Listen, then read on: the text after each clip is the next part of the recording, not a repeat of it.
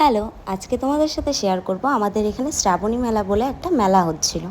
তো এটা ৩ বছর হলোই হচ্ছে। আমাদের এখানে একটা ছাত্রমিলনী মাঠ বলে মাঠ রয়েছে, যেখানে খুব বড় করে দুর্গা পুজো হয়। যারা চাকদাতে থাকো তারা ভালোই জানো।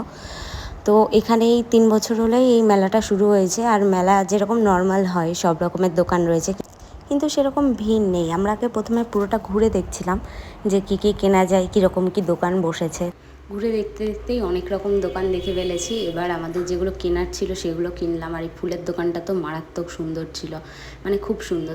তো তারপরে আমাদের যেগুলো টুকটাক জিনিস কেনার ছিল ওগুলো আমরা কিনে নিলাম। আর তারপরে ও বলছিল চল মেলায় আসবো, কিছু খাবো না। তো তারপরে আমরা এখানে ফুচকা খেতে চলে গেছিলাম।